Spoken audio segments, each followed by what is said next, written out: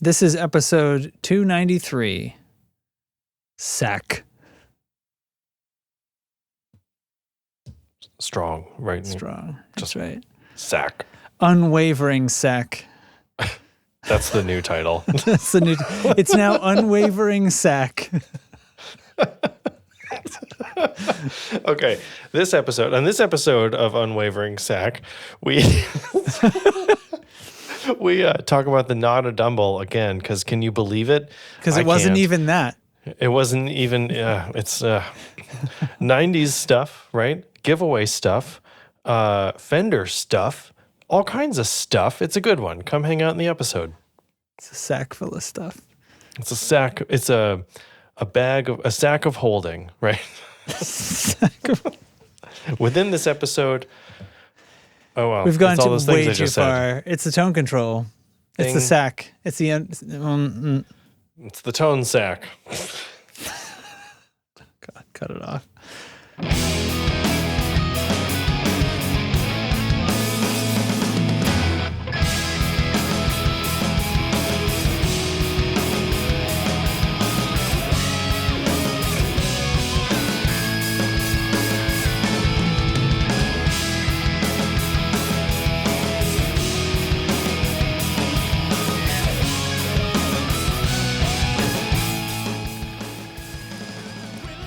My guy.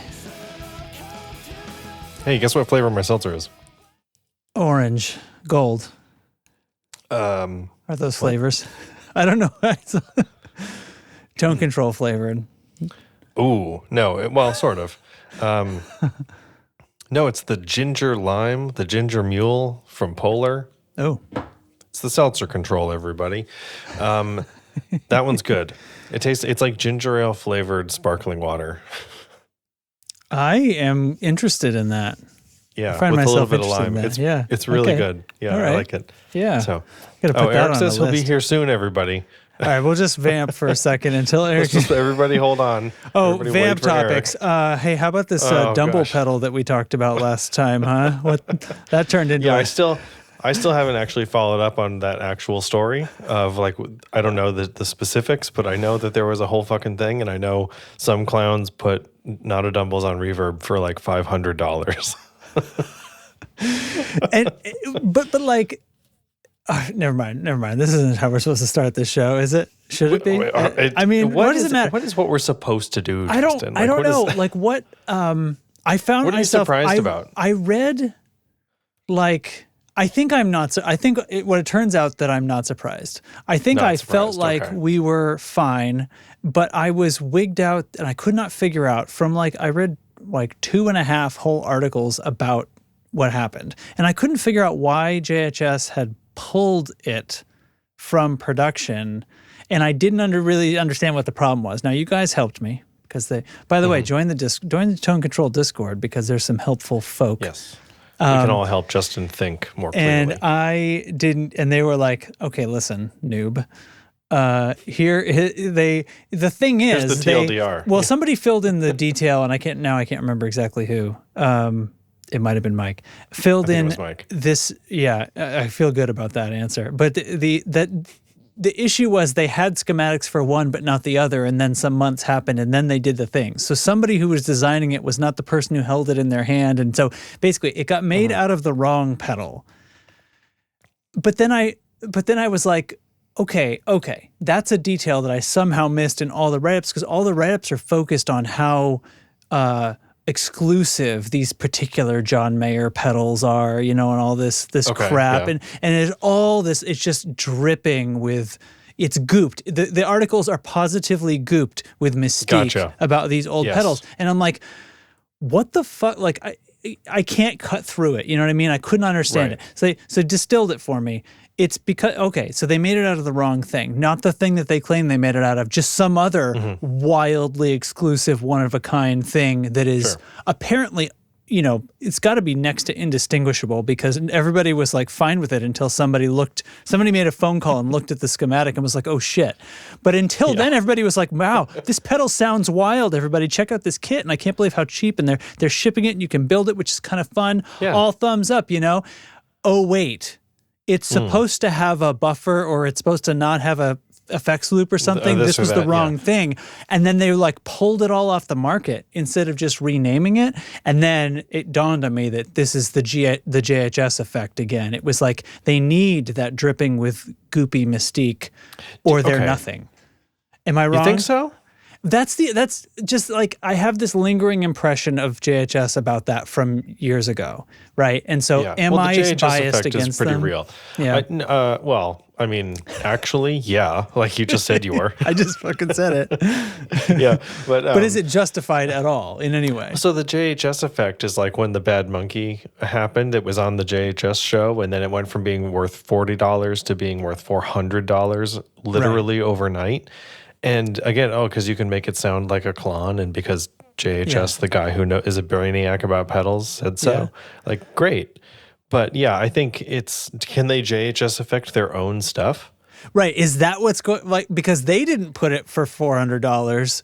Somebody else tried to just like lean into the wave here and get their pedal kit JHS'd up for them on Riesenwolf. Yeah. And so I wonder, was this the strategy all along? I just can't. It's an inside job. Yeah, like I know that's very like tinfoil hat of me, but considering just the way that JHS carries themselves as a company, I'm not immediately dismissing that idea. Does it knock you off your chair? Yeah. So, but whatever. Agree. Like, I'm not gonna. Whatever they're doing, I think. Did they offer like a trade-in or a return for any, like mine? Because I'm not fixing this. I don't know. I thought they were like is there a recall? Should I look it up right now? We didn't put it in the show notes because I just sort of off the cuff just decided to shout about this. I think they said they were going to do something. I just don't know what, if anything, if they landed on anything yet. Mike is typing. He's probably got an answer. Mike's got the answer. Mike's our boots on the ground for this story. The Reddit is blowing up about how great this pedal is. Why are they pulling it off the market? They didn't. Well, we know they didn't do it on purpose. Oh, no, we were joking. Yes, we joke that they might have done it on purpose, but like... Yeah. Ahead before a person discovered it. Right, but did they...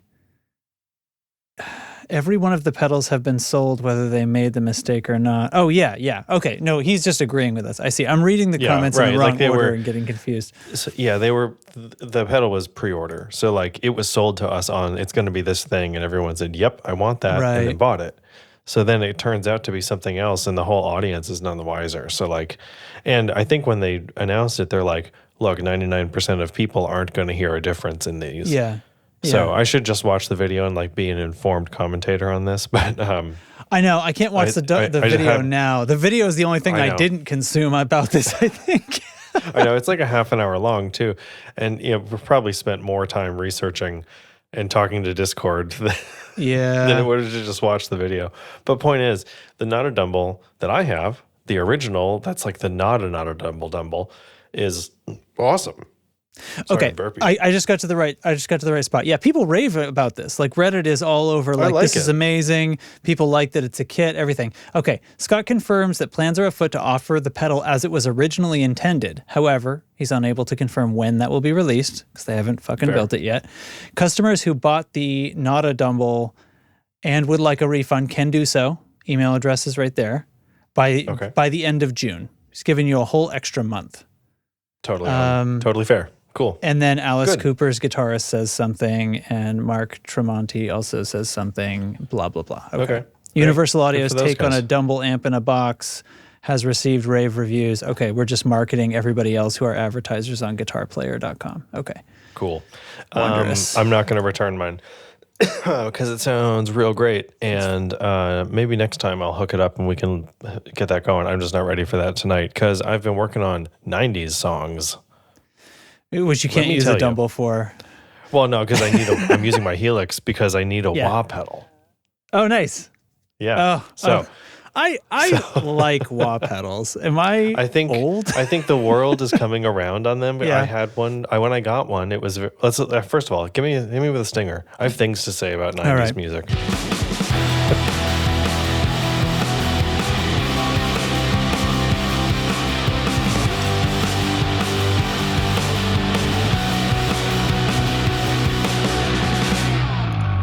Okay. Hell yeah. Okay. So we have 2 90s gigs coming up, and we're going to do the same set at each. They're in different parts of the state here, so don't have to worry about overlap and stuff. But having just done a long run of emo night stuff, even though we've added a lot of that, added a lot of new emo stuff to our catalog, we've added tons of Paramore specifically because we had that sort of tribute gig.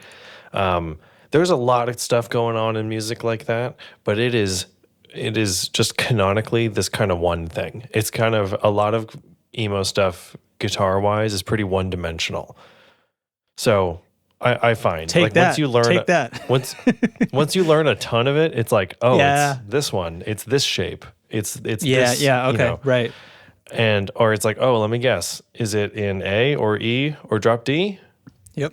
Probably. Those are it. Right? Except for everything My Chemical Romance does. Like all of the Black Parade is in G major just for the lulls, I guess. Did they capo or something? No, it's just like very, I don't know. I don't know if it's a specific choice or not, but it's in standard tuning in G major. Anyway, I just think like when I'm switching gears to 90s artists, it's like a complete swing in the very other direction. And our set is full of stuff, everything from Wilson Phillips to Alice in Chains to Rage Against the Machine, right, to Green Day. Like it's all over the place. We're doing all kinds of stuff. And it's calling for a lot of different guitar sounds, which is really fun. I get to kind of use my tech a little more than I was, which is great, including Anita Wah, right, to get all these like crazy Tom Morello things and some Jerry Cantrell action. But then there's more like to pay attention to as a player, I think. Like on the fretboard, there's more satisfying stuff happening than there has been for me anyway in the last 6 months, focusing so heavily on emo. So we're past power chords. Like 90s was like really focusing on. It's less a genre, right? We're spreading out that way. We're spreading out for sure. So emo being a genre, like this is not a fair comparison, but you know what I'm kind of getting at. Sure. This like guitar-driven alternative rock. From the mid 2000s to 2015 or something, like whatever you want to call it.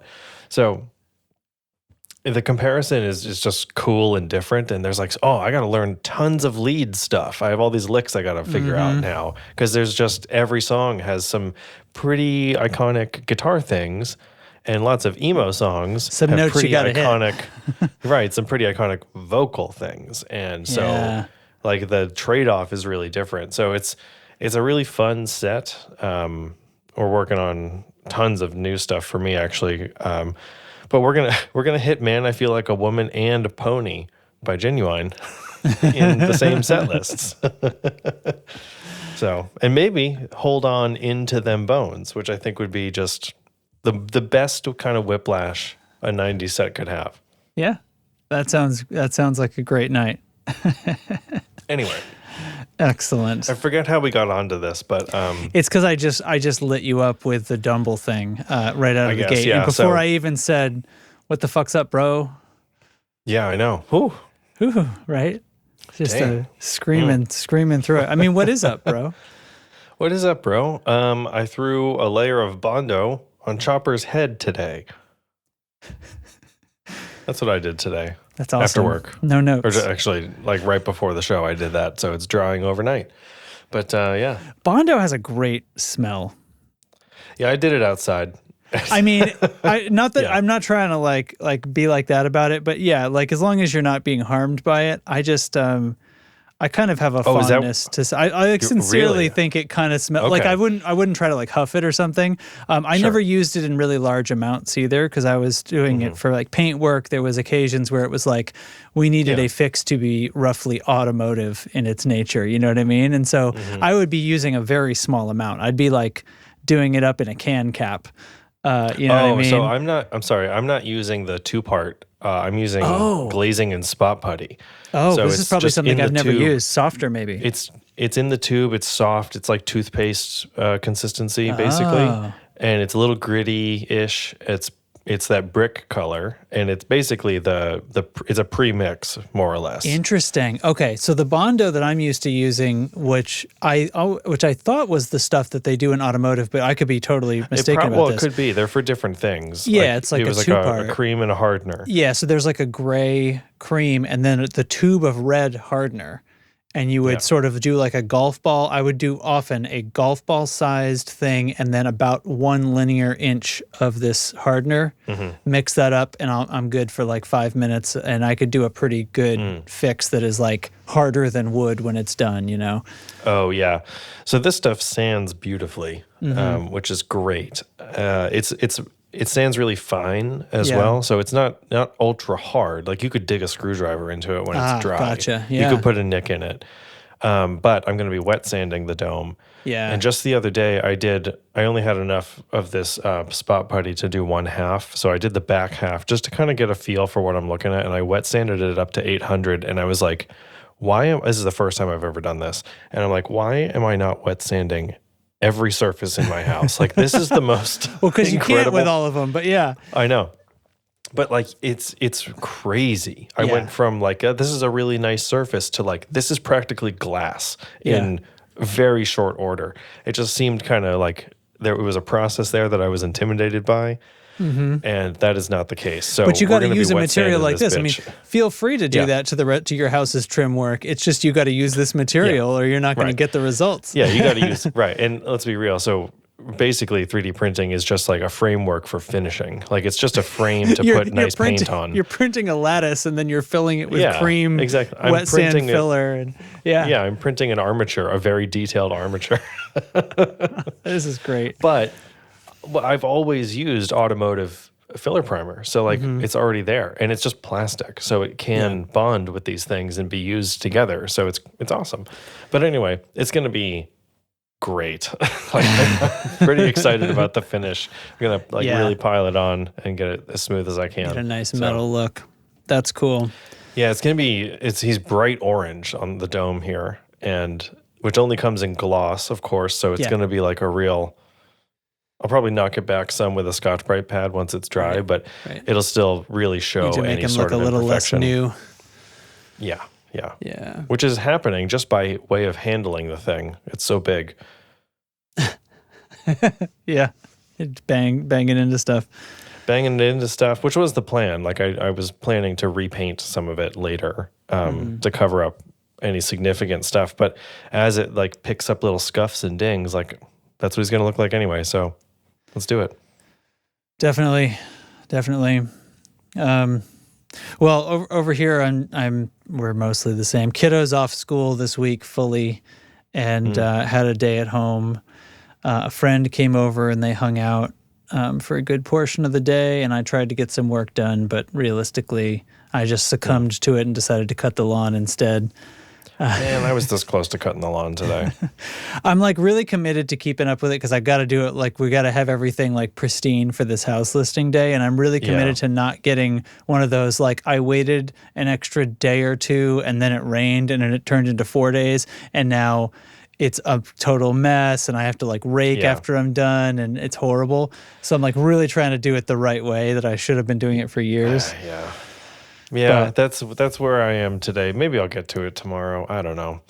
It's June 2nd and it's still sweater weather here, so I'm also there's that going on. So that sucks. I was gonna do it like yesterday or something, and I was like, well, it's like also below 60 and kind of windy. So no, it seems awful. Which hopefully the grass isn't letting loose yet because of that either. But well, warm days and cool nights, grass is doing its thing, so does what it does. Yeah. We should what are we doing? What are we doing? This show? We're just it only feels weird. We always do this. It just feels weird because we talked about actual guitar stuff for a little bit first. Huh. Yeah. Right. It's like we're standing on our heads now. It is. Yeah. All right. Well, let's talk about some giveaway stuff because yeah, dude. I want to hear these entries. Yeah, so people did turn up. People turned up, showed up, put in the things, and they're here. Good. Thank you. Thank you so much, audience. I see a few new names in the Discord. If you're here just to get that giveaway link, Power to you. That's all you want to do? I think there's a couple I don't recognize here in the list. And okay, so recap. The riff contest for May, which we're now into June when it's being completed, but it's all right. We got to feel out the pace on this too, because I don't want to overload people, and whatever. So this year, I almost said this year. This year in May, it was the White Stripes.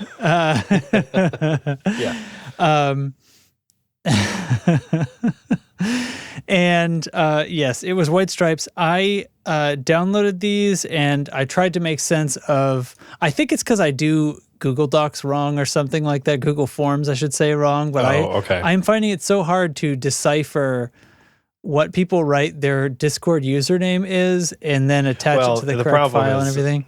The Discord username may change between when they submit and when they're usually they're being kind to me though. They're including like at least one word that is right. Okay. So I can find, like maybe we should have people put in their actual Discord username so we can mention them easier. I mean, I think I know what's going on here, but we're not going to. The harder, exactly, Eric says fuck that. The harder I push on this, the more they're going to keep trolling me. So yeah, I haven't even seen it. So there's going to be like names like Justin the Butthead in the server, right? That's my new name. The hardest button to shoop. Yeah. Okay, so I know who that is. It's Shoop, right? So this is what they're helping me out a little bit. Okay. Also, like many of the names are currently themed around the White Stripes. Right. We're getting a culture here of riff offs. Okay. Anyway, without further ado, in fact, I'm going to start with Shoop's, and I'm going to call up my spreadsheet where. Hang on. Are we? Yes. Wait. This is anonymized, is it not? No. No? Does it matter? No, because we randomly draw the prize. Right, but for the popular vote, do you need to know the name? The popular vote is just a trinkets, right? So we don't care. This is I think this is our whole thing, right? Is we decided we randomly draw because I didn't like the anonymizing it and like being, because then we have to like act neutral about all of them, and I don't, you know what I mean? No, you're right. Okay, so yeah. No, everybody gets to know. Now, when I put up the vote for people to pick like who's going to be the vote winner, I think I did just number them, but like, I mean, come on. Eric, hang on. I don't appreciate this comment. What would you prefer? Like, this is what you signed up for. This is what keeps you coming back, This is the kind of high quality garbage that the Tone Control is known for. Oh, he's complaining that we didn't plan this out? Yeah. Listen, we're busy. We're busy people. We're dads. We got things to do. This is what I pay for. Okay. What did people say? I think you love it. I included this field about what, tell me something about this, I think is how I worded it. Okay. What does it say? Anything you'd like to tell us about how you made this? All right. So over to the spreadsheet. What did Shoop? Shoop is the first one, yes. Okay, so what did Shoop say? Semi-hollow through a Lollygagger Canalia. Hell yeah. And a Boss IR2. All right. Great. Love it. All right, here we freaking go.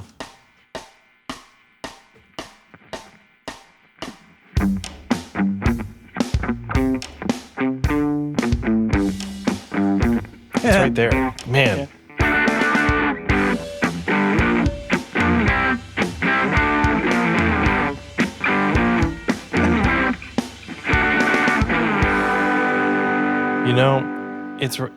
He's right.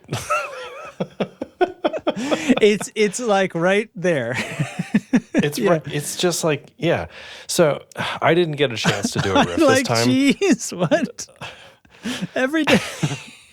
I didn't get a chance to do my own riff, but I had been thinking like, do I possess this skill to write a White Stripes riff? I don't even know. It's like that's way more out of my wheelhouse than Jimmy Eat World. Right. Last time was pretty easy for me because that's just like how I play guitar. So I don't know. I'll get around to it. I will. Yeah. I should do one. Yeah. Anyway, Shoop. Awesome. That was so great. Awesome.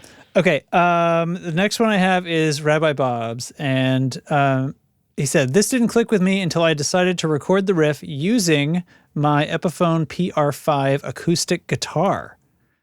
That felt like, and this is scrolling right off my page here. Hold on. That felt like Jack's approach to it. Okay, we're about to hear it. Shut up.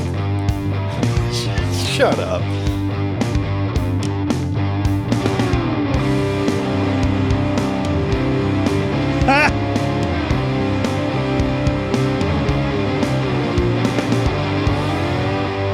And the slide. All right. Yeah. That should win style points. Points.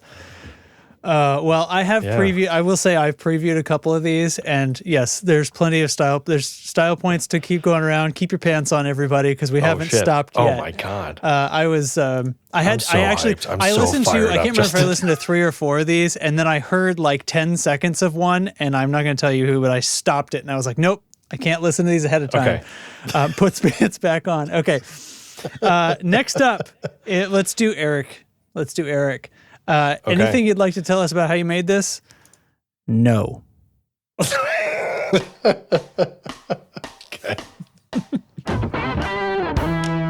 Oh, come on. Oh, yeah.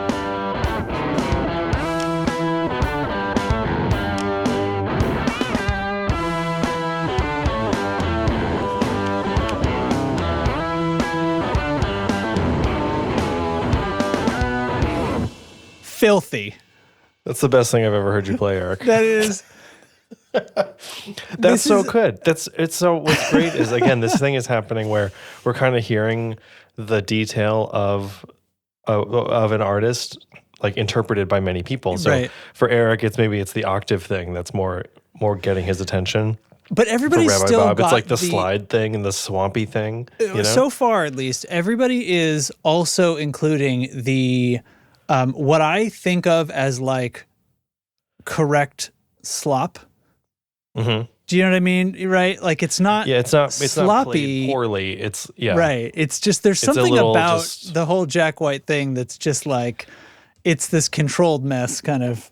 Rough around the edges. Like you're less concerned with your muting, basically. Like it's muting is the thing that makes you into a good guitarist, I think.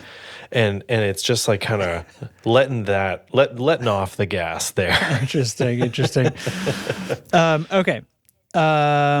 Appy or Appy7243. This is a new person, right? I'm not recognizing that Discord name. Okay, so Appy. Okay. Anything you'd like to say? Sex Cauldron? ? I thought they closed that place down. I don't get that. I don't either. Okay. Is that safe to go? Is that safe to Google? Is this a deep cut Jack White thing that I'm not aware of because I'm not? Oh, it's a Simpsons bit. Ah, okay. Yeah. Okay. Was Jack White in a pretend band on The Simpsons called Sex Cauldron? Oh, I don't think so. Oh, when was this? Never mind. This riff came so easily, so I'm wondering if I've actually ripped off from somewhere. Focusrite, Eastman Double Cut Jr., Neural DSP plugin, Logic pedal board, fuzz, and trem. Here we go. Oh.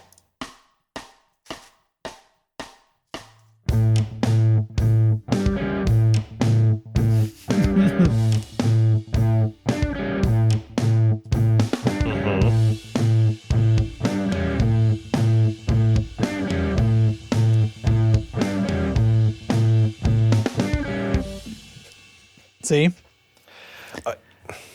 guys are sticking the landing all over the place on this one.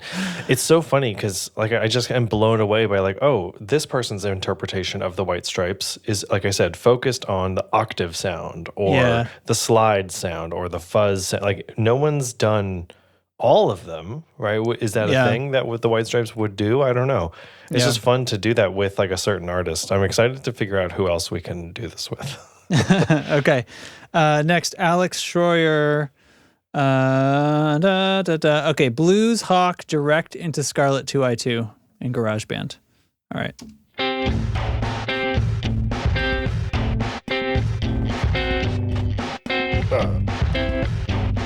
Right?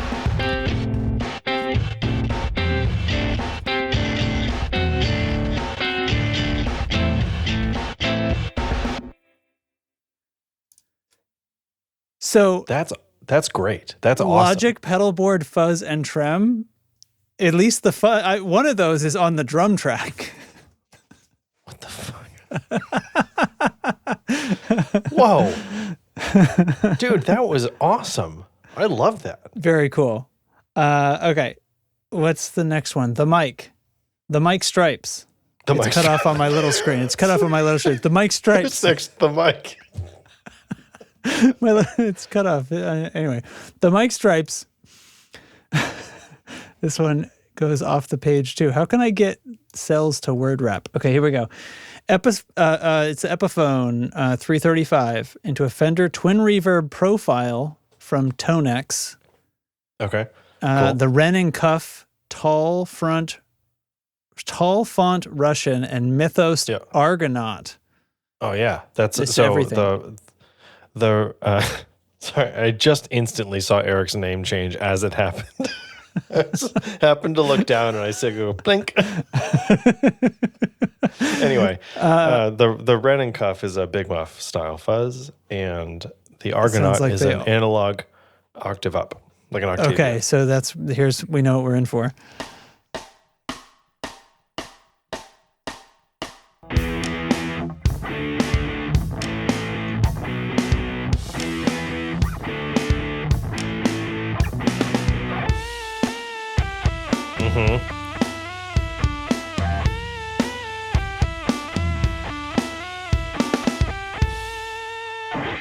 Yeah. Yep. God, everyone's just doing the correct thing, like the correct answer. This is very correct. Every time. Excellent. All right, I have one more, and this. Make sure I have. Great job, Mike. That was awesome. Okay, This is the one I have to cross-reference to figure out who this is. This is a new person, I think. Okay. In the Discord user ID, it says Mookman the Origina. Maybe missing the L on the end. It's all like combined into one word. I have no idea. On the file, that's Samuel. There he is. Okay. Very good. Yes, that is Samuel. Okay. Hey, Samuel. And thanks for participating. Awesome. Welcome to the giveaway. He just wrote. I just started that sentence not knowing where it was taking me. Continue. They said wanted to make sure everybody else felt better about their entry. So, okay. All right. We'll see what's up.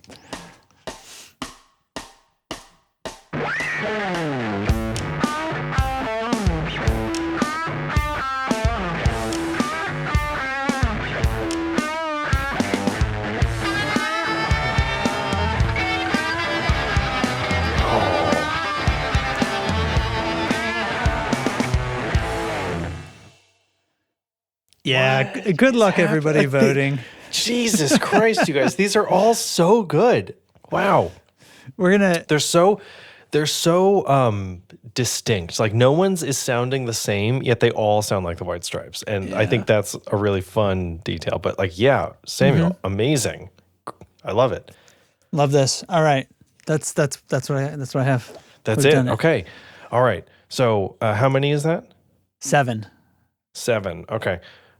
We should pick from those a winner for the Donner Triple Threat. Yes. I'll tell you what, they are numbered 2 through 8 in this sheet, and it is not the order that I played them in. So if you want to, how do you make a random out of 7? We could just ask Google to do it. You can ask Google to do it. Here, you do it and tell me the number. So 2 through 8 or 1 through 7, and I'll convert. Okay. Hang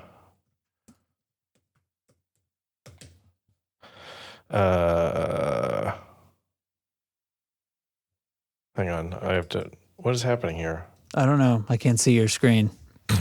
Sorry. Okay. 2. 2, the second entry. Sorry, 2 from 1 through 7, not 2 through 8. Right, exactly. So you said 2, so which means 3 on my screen, shifted down 1, right? Yes. Okay. That is Shoop. Shoop. Congratulations. You have won the giveaway. That rules. Yes, excellent. And then I will just throw these up so we can do like some props voting and send out some pics and stickers and stuff. Some swag. And stickers. picks and stickers and yeah, they are. What Picks else? and The stickers, koozies. Throw a koozie in there. Yep, we'll get you some of that. Shoop, we'll reach out soon, but congratulations. You have won the Donner Triple Threat from Third Man Hardware and Donner. Yeah. Fuck Very yeah. Fuck yeah. Fuck yeah. So yeah, we'll get some voting going in the giveaway channel. And I'm inclined to say you can pick 3 this time and see like what the totals get up to, because everybody I don't know. I just feel like 3? It's so fierce. That's probably the wrong way to handle it. But yeah, like pick your top 3 and then we'll see if a winner emerges. That'd be interesting. Yeah. But anyway. Cool. All right. Well, and then once we get this one resolved and kind of a second winner is chosen for the vote, we'll get on to picking the next thing. Yeah, the bar has really been set now for what you guys what we make it sound like. Well, like I think Tool it is. This was this was a very distinctive artist, and not that I don't know, not that the others aren't. It's just there's something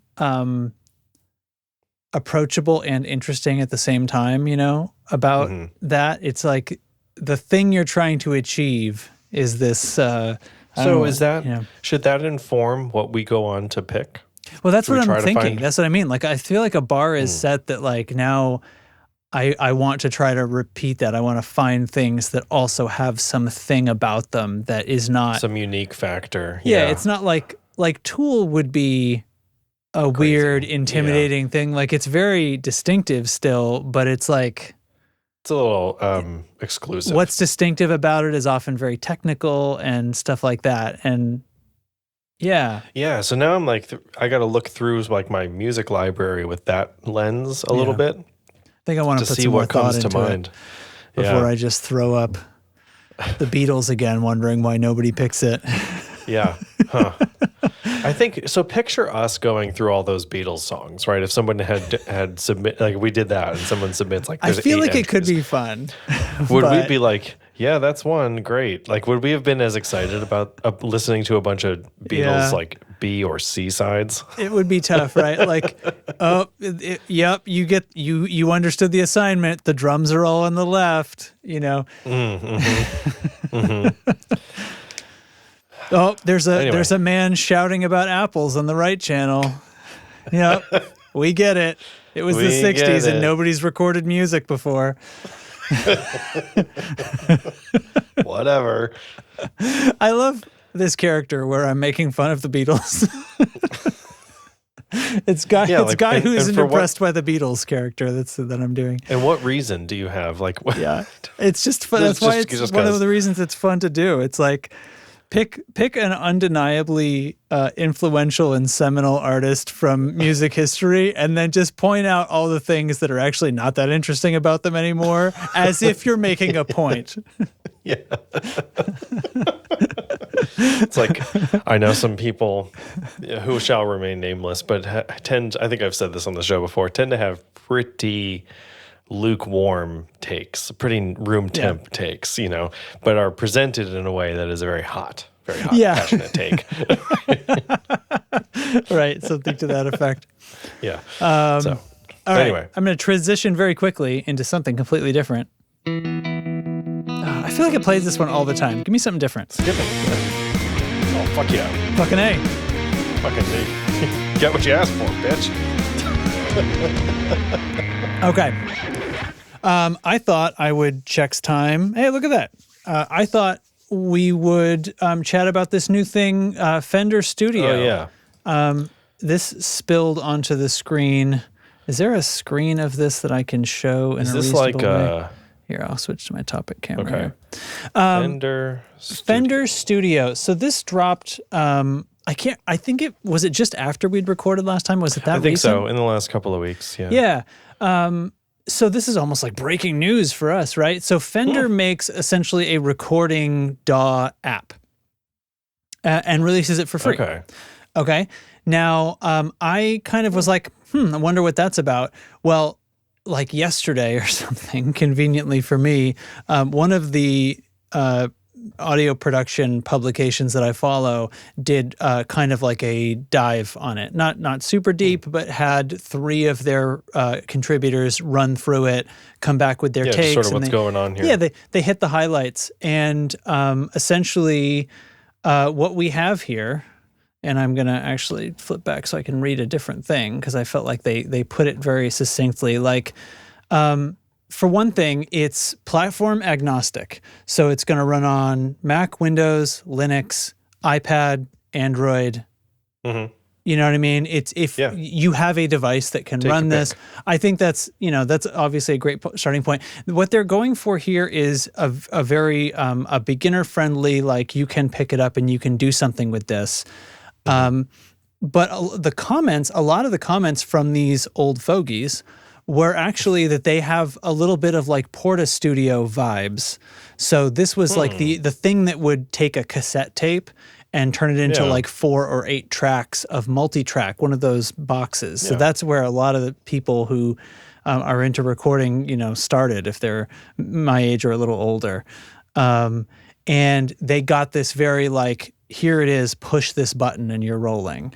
And level of kind of simplicity, but with some modern sheen too. So one-tap recording, again, push a button and you're rolling on whatever device is connected. It comes with a bunch of Fender tones, bass amps, which I'm guitar assuming amps. Like they must be informed by the Fender Tone Master line of amps and stuff, which are decidedly great. Yeah, so software and effects as well.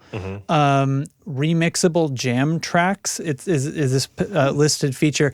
Now, that is something like they have a library of stuff that they've licensed that you can use. Now, this is like, it's like, I think, real music. It's like actual stuff. Well, it says here, play along to 20 professionally recorded multi-tracks ranging from pop ballads to heavy metal that you can transpose, mute, solo, speed up, or slow down with new songs added all the time. Yeah. So it's got multi-track for these songs, it says. Right, so you can exactly. So you're sort of using it, and I think it's clever because it's a way to get used to working with multi-track. Like that's something was like, if you have it in front of you to mess with and destroy, it's almost like, oh, I sort of get what's going on here now, right? And being able to pull things in, I mean, I can tell you it wouldn't be that hard to pull in whatever song you want to mess with and use their time shifting features and things. Yeah, so this immediately has me thinking about our giveaways, right? If we're making a drum thing, like, here you go, guys. If you need a thing to start recording, you need a way to get your guitar into your phone or into your device still. But this is a free option software-wise. Yeah, but it'll use the it'll use whatever's there. Like, you could just plop your phone down in front of your amp if you don't have a direct interface. That gives me an idea. We should definitely make sure to focus an acoustic artist for the giveaway at some point. Okay. Yeah. Just to switch it up. Oh, anyway, continue. Sure, absolutely. This is a cool thing. This is cooler than I was expecting it to be, I think. It's got a few is there extra only salt, a free option? There's no there's not a pro version or anything, is there? No mention of it whatsoever. Okay. There's definitely something they could release almost DLC packs for it. Like, so it's coming with, and I don't know if that's their idea or anything, but but they could, they could, they could. Why not? Expand to any of these libraries too. Eric just asked, is it more like GarageBand or is it plugins? And I think it's closer to something like GarageBand, and that it's like a all-in-one solution for getting your music recorded. It has the stuff built in similar to GarageBand. There's a lot of the look of it reminds me of GarageBand. There's little icons on the tracks, like the drum tracks has a drum set, and the interface for the guitar section. I wonder if I can find a little zoomed in bit of this without playing their video. I guess I can't. I'll flip back to this tab. They're kind of scrolling through what it looks like on a phone here. But it's got, mixing capabilities, the fader, pans, mute, solo. There's some built-in delay and reverb effects that are like a dedicated bus, so you don't really have to know how to do all this, but there's basically a delay and a reverb that are there to begin with that you can mix in from any track. The effects, there's a whole menu of stomp boxes, and it reminds me of like the Helix interface, this sort of drag and drop, put this in between the amp and the thing, and you sort of like, you can see the pluses at the spots where you can add a new thing. So the guitar interface is very drag and drop like that. And then right next to it is sort of the studio controls interface where you've got paragraphic EQ and a simple one knob compressor. They're not like, here's fancy tools, now learn how to use them. The compressor is one knob. It's like, here's what a compressor is. Right. And like the turn EQ, this knob to see what it does. The EQ is visual, so you can see what you're doing on the line and kind of get a feel for what's going on. So Eric's asking, like, yes, it is recording software at its core. Is it a Helix competitor? No. No, it is not even. It's not a live performance thing. Right. It's not. It's just Fender getting into the DAW space, I think. Yeah. Fender does have the Tone Master Pro, yes, the floor unit, but I don't hear a lot about that. I hear about other stuff a lot more often, but that thing's as expensive as a Helix. I think that definitely has some.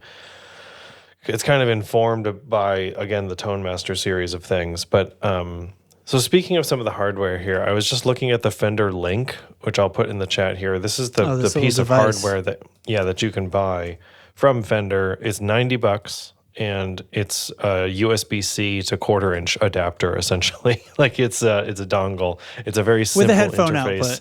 Yes, it's a very simple interface, but for a phone, that's kind of what you want it to be. Totally, because it's going to take up that port on your device or whatever. So, I mean, it has some looping functions. It's got markers and regions for doling out the choruses and verses of your song. At the top, there's a few features that I want from a DAW perspective. Are nice to have. There's something that is usually called like the universe view. So this is essentially like a sort of a bar at the top that shows everything that's in your project with a highlight of what you're currently viewing. So when you're zoomed in on the timeline and you can get lost sometimes, where am I in the verse, you can sort of see where your view is on that timeline. DAWs that don't have that are a pain in the ass at this point. So I just like, they're throwing in a few of these things. It's not just the simplest version of something that they could have come up with, but there's editing features. They're going to work a little differently on a touch screen versus otherwise, but they've got, double tap and hold and stuff to expose different menus and stuff. So, I mean, I feel like they're getting this back to a reasonable size. That's cool. And it's free. So like all these questions we have are kind of like, the answer is a little bit like, well, who cares, right? It's free. Like it's, I would pick it over GarageBand for a number of reasons as like the other like free thing that kind of comes up all the time.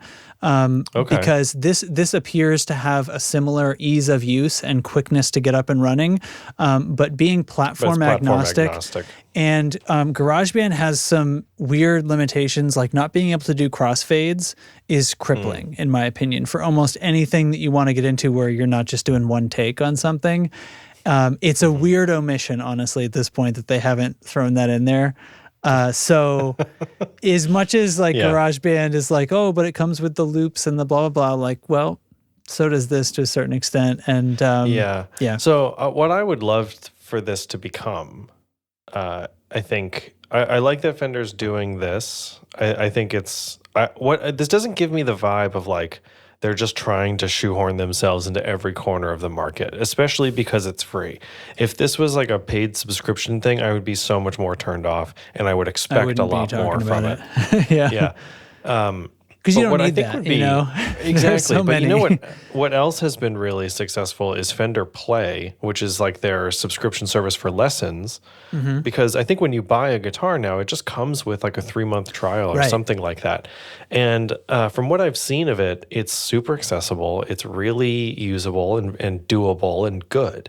So can someone, right, do something like that for this, right? Are they going to add how to use Fender Studio to the Fender Play package? Like is that going to be rolled into some of these lessons, which would be, I think, a really fun direction to take that in, right? Here's how to take your song to the next. Yeah, like you've recorded it. Like here's some things that you can do better next time, kind of thing, and be improving. And besides just the basic how to use this thing, which I think they're hitting the high points and making it pretty easy to get into. It's not got all the detail features that I would need to use something at my actual job.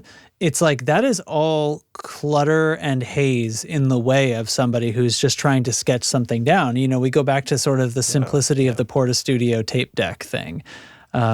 It's there. And you can export your mix down of a song. One thing that they kept bringing up was it can also export your project in DAW project format, which is this open source thing that a couple of companies are trying to kickstart, kind of. PreSonus has it built into Studio One now. They are the most major DAW that has signed on to it so far, but it's basically just an interchange format that would, in theory, hopes and dreams would eventually come to be a thing. This is supporting it out of the gate. I think it's PreSonus Studio One, this thing. There were a couple of others that are like very no name, never heard of them kind of people who are on it. It's one of these things where like everybody who has serious market clout in the DAW game, besides Studio One is a fairly major thing, but it's not, one of the top 5 or something probably. They're just so incentivized to keep people siloed, right? They really don't want people to move away from their thing. And I don't know, like, is that the right move? Like, because wouldn't well, I don't know if it's the right move, but it tells us about the Fender move, I think. It tells me that Fender's always been a company of accessibility, right? Yeah. For all aspects of what they make. Even how they're made. So I think how this their is guitars going back are to made why they're not like $5,000 all the time. And I think why this app is free. Yeah. So do you know what I mean? Like it's if it didn't have that, and you were stuck sort of in the box like with Fender. Yeah. In this little tiny thing, this little teeny package that's on your phone or tablet or something, like that may get frustrating after a while. And I think what they're hoping, or maybe like the target goal of something like this, is for people to graduate out of it. Yeah. But which is why I'm like, connect it to Fender Play and like earn money on that. But it's still if it works, right? Like if the DAW project format caught on, the idea, of course, with this is absolutely like anything that pops up like this app, like Fender Studio, you can go, check this out. You are completely free. You know what I mean? Like if you make something you like, you can wander into a studio and say here and, airdrop or whatever, you know what I mean? Yeah. And they definitely should, because that's like, you're not, the way I see it, no DAW is preventing people from moving on to another DAW by refusing to integrate with an interchange format. And they're not, I'm sure it's a quality of life thing. Yeah. There's a dev cost to it, there's hours of development and stuff, and there's a cost, but what you're really doing is making it so that people aren't afraid to get embedded with one of these, and there's already some minor interchange formats, but they all have problems, and they all have sort of limited right. And so then here comes Fender with their own .fender file, right? Like, then what? Yeah, that would be, you'd be largely sunk, because you'd be saying, well, I'm going to try out this recording thing, and if I like it, then I'll have to upgrade to something else. And that's what they're making sure you don't have to think about. If I like it, I don't have to upgrade to something else. And so I'm fine. That makes me think of like, what's the next play for that person? Like, this thing is brand new. That audience is not there yet. But is there going to become a pro tier to this product that will have a longer term or bigger, feature set and more usability and stuff? Like, I think there's like a 4 or 8 track limit on this thing too, right? Like, it's pretty light. I didn't see that. Let's skip to features. I just caught that in a comment. I'm not sure if that's true or not, but plug it into anything using link, download. It doesn't make mention of that limit. At least not on this main site. And I didn't notice anything about that in the write-up I was reading either. Okay. I kind of don't, I wouldn't be surprised if they did not enforce a track limit, because it honestly it has nothing to do with anything. Like, it ought to just be whatever your device can handle. You know? Maybe that's part of the platform agnostic approach, is that maybe that's a common limitation. Not a common limitation, but like maybe that's a low enough ceiling that it'll just run on everything. Right. I mean, I don't know if our phones are pretty fucking powerful these days, but I don't know. I don't know how many audio tracks it would take before it would start to potentially slow down, but it says Chromebooks. Like, it'll run on a Chromebook. Really? Does that mean it's a browser app? Yeah, it'll get it on Google Play, it says. Fucking A. My daughter gets issued a Chromebook at her new school next year. Wow. That's what they use. Okay. All the kids get a Chromebook for their schoolwork. It's like part of the teaching you how to grow up thing, that you now take care of this device, you make sure it's charged every night and stuff. So like they roll it into flour. The whole thing. It's the new bag of flour. It's a Chromebook. Teach you how to manage a computer. I think it's really cool and important, but I'm also thinking, here we are. Oh, here we are. Here we are. At work, we call that digital fluency is the term. That is precisely the term that they used. Actually, is it really? We went to a parent meeting with all the other rising fourth grade parents, even though they've all been part of this school system before. Chromebook now. Everyone's going grade. to a new school. Whoa. So, wait, she's going into fourth? She's going into fifth. Right. Okay. Yeah. Chromebook in fifth grade. Dang. Yeah. That's what you got to do. Yeah. Yeah, bro. Anyway, that's the thing. Like I said, it's not like I'm not gonna like have time to play around with this or whatever. No, but like this is cool and like, right? That's why cool. I was excited that I saw this kind of rundown of it from a pro organization too. Like, these are all professionals who work in other things, so they have stuff to compare it to. Your second grader is on Chromebooks? Get the fuck out of here. All right. I'm fired up. All right. Go get this app and enter our giveaways. There's here's the thing, guys. We have given you every opportunity to get in on these giveaways, including now that the brand new, not sponsored Fender, whatever it is, Studio. Fender Studio. I think it's perfect. And when we started doing these, there was a little bit of like, I've never done this before. What should I do? Audacity? And it's kind of like, yeah, maybe if you have a Mac of any kind or shape, you could do GarageBand. I don't feel great about mentioning GarageBand does some weird shit. Like it has all these presets. Shit, yeah. And if you tell it you're recording a podcast, it like puts a bunch of reverb on your voice by default. Like, do you guys listen to a lot of podcasts that have reverb on the voices? It's like, podcast. Like, what the fuck is going on, Apple? I think it's people put headphones on, they hear their own voice in their ears for the first time, and and it's dead. They need some. It's like the depth required. Yeah, I don't know. That's like my daughter when she was 2. I'd put her on a microphone, and she'd be like, "I can't hear it. Nothing's happening." If I put on reverb, she'd be like, "Oh, now I'm on a microphone." As the decay clues are in. I have not sat down, Jack, in front of a microphone with headphones on them. I think that would be hilarious. I should do that. Yeah. Maybe I'll do that this weekend. Do it.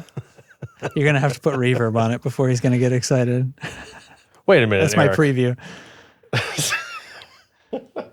Is he saying is Jonathan Blanc saying that we should put reverb on our voices?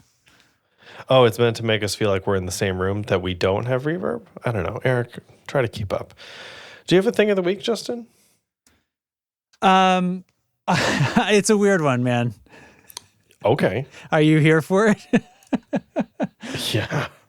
Okay. I'm very here for it. We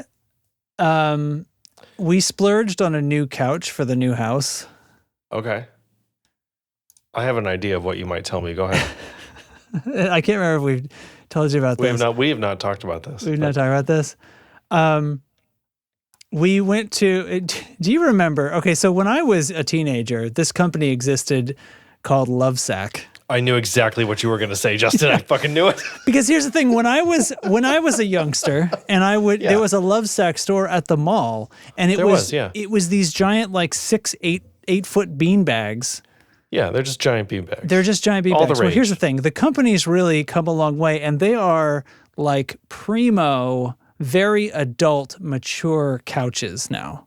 Very, very nice furniture. Like Lazy Boy did a similar brand thing. It's like you think of Lazy Boy, but now that's like a little more refined. Yeah. So here I've got the like how it all connects on the screen. So I'm a little bit going to advertise for them, I guess. But like, so Marielle was like looking at different places where we could look for a new couch, and we're like, well, we want a good one. We want something that's going to hold up. Like the one we have now is like, the dogs have wrecked it. You know what I mean? It was a very cheap one at the time, and it served its purpose well. We are not unhappy with the purchase. We're in that couch right now. Like we have that. We have a toddler couch. That's what's up. You know what I mean? I just realized I didn't play a sound for this. Oh, well, it doesn't matter. Okay. I was just so caught off guard by the realization that I am really going to say Lovesac on the show. Anyway, it just distracted me. But here's the thing. So we went into the store, and Mario was like, we should check out Lovesac. And I was like, really? And she's like, yeah, they do like couches, and it's like sort of it's like a premium thing. We should check it out. They have like a system. It's modular. Yeah. Okay, great. Modular couches. Well, the couch I have now is modular, and it's a fucking pain in the ass, right? Sectionals. These guys have done it. Let me tell you what, and I love me some quality fucking engineering. There is simplicity and elegance to this. So like every piece of this, it's like Lego. You build your couch and like it has backs and arms, and you can choose the length. Like if you organize it, they're rectangular. So you can make your couch a deep couch or a shallow, wider bed. Couch. Yeah. You can do anything. And there's little like footrest things that can be free floating. They have little feet things that join up the feet on the bottom so they slide nice. And all of the pieces connect with these slotted sections in the metal frame. And there's a steel, essentially C-clamp. There's like a C-clamp it's just a piece of steel shaped like my hand, and a strap to pull it off with. And you just put it into place. And when you want to move them, you just pull them off by the handle. There's nothing that's awkward to reach under and get to. It's all right there visible from the top. Everything has machine washable like covers. You buy the covers separately. They have a different warranty. Everything's you can swap them. You can do anything you can add to it. They have extendable stuff. Different fill types and densities and how much padding. The built-in. I've never been asked about my preferred fill type or density once. Yeah. Like, do you want it springy? They have a motorized thing that like lifts your feet up if you want to spring for that now, and like the whole thing leans back. You can optionally have wireless chargers built into the arms. Yep, I've seen that. You can optionally have a speaker system built into the whole couch, and the amp sits in the footrest piece, and it's all like wireless to your TV. I've seen it where you like sit on the sub. Yeah, they're in like the speakers are in the arms in the back, and there's subs in the bottom. Man, a coworker of mine has a setup like this. She got one for herself at some point, and I talked to her about this exact thing. And again, had the same Lovesac. Really, the beanbag people. I'm gonna cap it. So we ordered it. There's a Memorial Day sale. Technically, it's still on. I think for a few more days. It was a good deal. They're quite expensive, so a whatever percent discount is a lot of money. I'm going to capstone this story by saying that when my wife went to the website and like signed up for the thing, and they sort of a little like contact form, and there's a little like tell us how tell us anything kind of thing. Sign up for the email list to get the coupon or whatever, and since we were looking at the sectionals, she said to them in their little form, she pointed out that they had in the little sheet there had misspelled sectionals, and she pushed send right before she fucking realized that they wrote sectionals on purpose. Oh no. Oh. And so she sent it, and then she turned to me and goes, "Oh my God, sectionals." Click anyway. And she explained to me, I just corrected their spelling on this website and then realized. I just told them they spelled their own product wrong. It was amazing. So, yeah. I imagine just like that instant where your finger is already in motion, right? It's already gotten the message to click when your brain is like, wait, pull it back. Right. I love that story. Okay. That's a good one. Nice. Great. So anyway. I don't actually have a thing of the week, which like never happens. I'm looking around. Well, I'm glad that mine included the word sack so many times then. Yeah, I think that makes up for it. Oh, I mean, so I sent you an artist the other day, Ando-san. Yes. Hold on. I sent it to you. I sent it to you in Discord. The video. He's rapping. Oh yes. Sorry, I was like, that's not the one that I've been listening to that you sent me last week. No, this is in between the weeks. Yes, this is in between. I just like DM'd this to you, and like, Ando-san, like, you're probably not gonna hear this, but like, I'm just so like fucking in, dude. It's so good. I've been exploring some more rap and hip hop and stuff for the last like, I don't know, year or so. Just in my casual kind of listening time, trying to break into that more because I just had a wall up against it for no reason for a long time. Okay. So here comes, what do you call it? Like prog hop is the term that I've seen. Huh. Okay. Yeah, that's fine. But so I kind of feel like hip hop can be made of any instruments. That's the thing about hip hop. That's exactly it. Right. Like, yeah. That's exactly what's happening. It's just that hip hop is made of what's available, and he plays guitar. And so he's doing these unbelievably percussive and rhythmic and amazing sounding riffs and stuff, all kind of slap thumb style, like a slap bass style on 8 strings and shit. And there's riffs and there's like crazy solos on this new EP he's got. And then he's just absolutely spitting fire from top to bottom. Like the rapping is out of control. He's so good. So I'm just blown away by this. Like this feels like the direction guitar needs to look in, right? It needs to consider just like growing. as the guitar reverse, right? It's not always about rock, you know, it's or pop or country. It's like there are these things that I think a lot of people don't associate with guitar or as like not anti-guitar, but like, you know what I mean? They just don't exist in the same space, but there's no reason for that. They can. And Ando-san's music is proof of that, I think. So he's been in my feed a bunch because he got a deal with, he's like a Kiesel artist now. So I've been seeing a bunch of stuff about like the new Kiesel model like here's Ando-san demoing it and stuff. And so that's anyway, such a if you're into great hip hop at all, like artist it's association, cool. right? Because it's so, it's such a, it's mesmerizing to watch and to sort of understand the really good, any really good guitar player has that economy of motion, I think is what I said to you at the time. It's like not believing the sound is coming from his right hand. Yeah. It's like what you hear couldn't possibly be, it seems like couldn't possibly be made with so little movement. Like you know what I mean? But that's where the technique is. It's and the guitar playing is like really informed too. It's following a lot of really technical stuff that's like very interesting for guitarists. So like it's got a lot of different angles to sink your teeth into. You know, there's always something there. But anyway, that's my recommendation. What is the other album I sent you? That was just on the last episode, I think. Hold on, what's in my? It doesn't mean I remember. Here? Doesn't mean I remember what it was. Oh, is it Big Symmetry? Big Symmetry. Yeah. Oh, how good is that? It's so big. It's so big. It's so big. Such symmetry. Yes. Okay. Pet Symmetry, right? Was the Pet record? Symmetry is the band. Yeah, the album is Big Symmetry. Big Symmetry. Oh, I had it backwards. See? Yeah. I don't. Yeah, it's fun. Yeah, every song on the album starts with the word big. It's big. Nice. Anyway. That's it. Hey, thanks, patrons. Thanks, patrons, and thanks, riffers. We'll probably this informs the pace. We'll let stew for a while, and I really do want to think about doing the next community riffing that we find something worthy. This was tons of fun, and I think we have found what detail makes it fun. It's not that the Jimmy Eat World wasn't fun.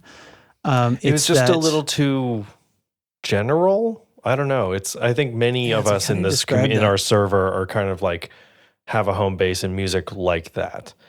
Or at least very familiar with it. Yeah. And maybe it's just me. Maybe I'm projecting a ton. I think it still came out really great. There's something extra that this had in it. There's something that was distilled in the fact that the riffs could be this simple.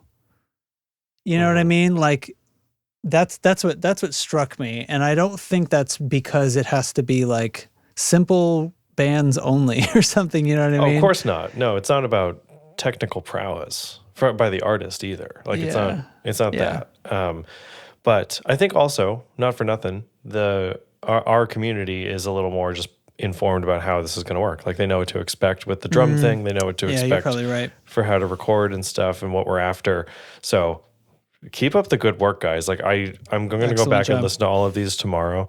And they're awesome. Shoop, congratulations on the win. We'll get your info soon and get you hooked up with that triple threat. And great. Yeah. Love it. Love it. Okay, wonderful. Thanks, patrons and people and followers and listeners of the show all alike, but particularly the patrons who are paying for these thanks. So I give them their product now. Yes, you give away winners. You have the patrons to thank as well. Yeah. Sincerely. All right, links in the show notes to everything we talked about.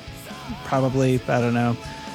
Discord, get in here. They can help answer your questions that you have like mine. And the patrons are The Mike Stripes, Rabbi Bob, Mad Schith, Carson Ricketts, Matthew. Oh, yeah, you said that was going to happen to me, didn't you? Matthew Fenselau, Riesenwolf, B-Gow, 69, 420, Seven Nation Andy, who didn't quite get the riff in time, unfortunately, Sean Wright of Lollygagger Effects, and Jonathan Blanc. Thanks, everybody. See you next time. Thanks, everybody. See you next time. That's exactly what Justin said. Bye.